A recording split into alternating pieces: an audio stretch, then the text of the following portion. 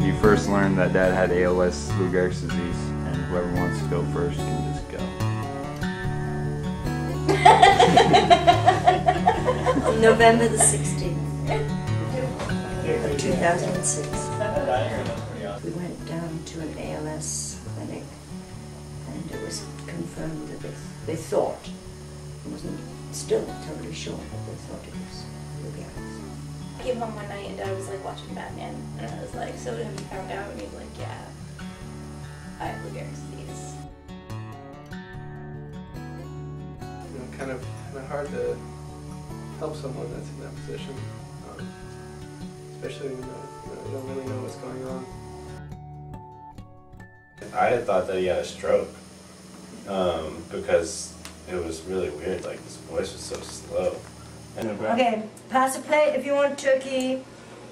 It wasn't so sudden. Like we knew something was wrong before diagnosis, so that's why it's hard to remember, because it feels like it was like this long kind of process, you know.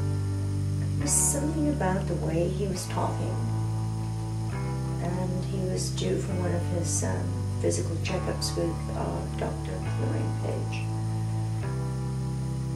I was also going in to see Lorraine Page too, so I saw her first and then asked her if she would check Craig out. And she talked to me afterwards, and she thought maybe he'd had a mini stroke or something. And she confirmed that she felt two symptoms. One, that his voice was slurring a little, and also the way he walked was a little different. I'd like to say thanks. It's sweet. I had a wonderful weekend in DC with Sue-Ann and Granddad, and they were just wonderful for me, and I'd just like to say thanks. I'd like to give thanks that we could all be here together, and new additions to the family, of course, and that we're all doing pretty well. I would like to thank the changing consciousness and the shift in American political leadership. Oh yeah, I'd like to give thanks to that. Hey for that. Oh my God. Hopefully we can now look up to our elders in a different, more spiritually connected way.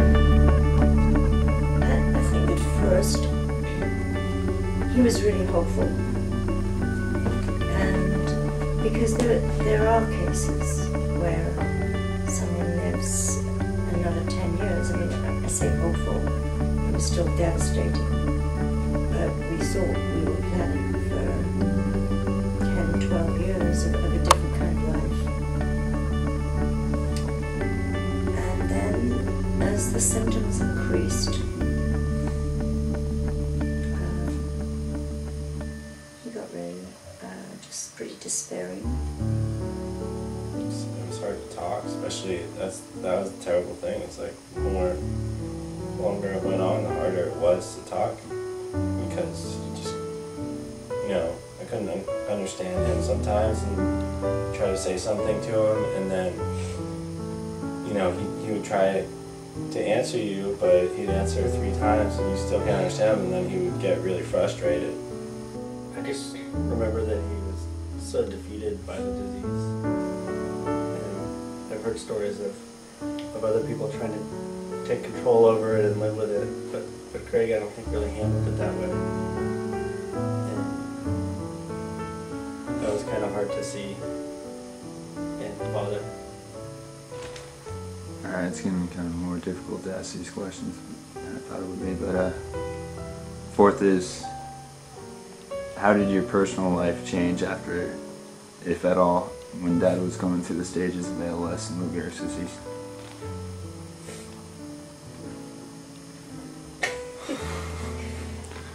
That's kind of a ridiculous question to ask Mom, because she dropped everything to take care of Dad. Well, I know, but It's totally changed, and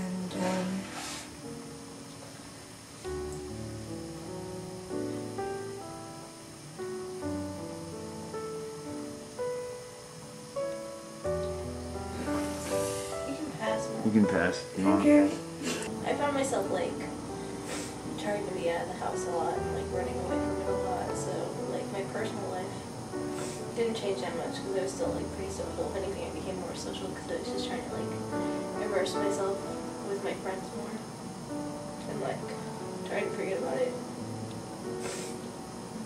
I would come, 3 weeks, 4 weeks in between a trip, and it just was so much worse after, it'd be a month, and the difference was huge. It was crazy, and I would think it was bad, and then I would come a month later, and, before you could have a conversation.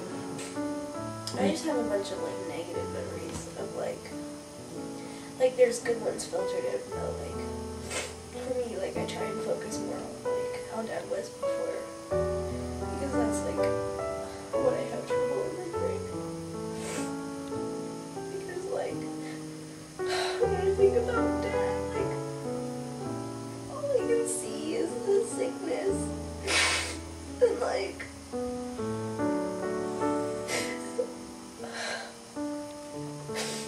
it just got worse and worse. And it was the worst disease ever. Because 1 month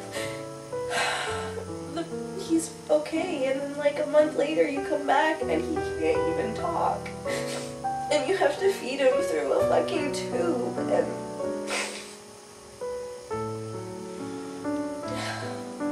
so I try and remember all the times I had with Dad before he was sick, because all the sick times they just kind of cloud everything. So I just try and remember those times. I'll say something else. Yeah. I now realize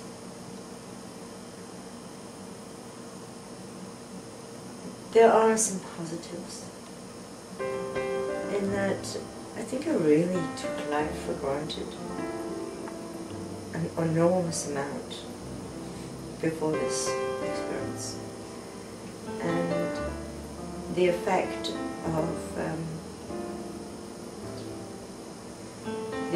of living with somebody who's trying to live with dying, and then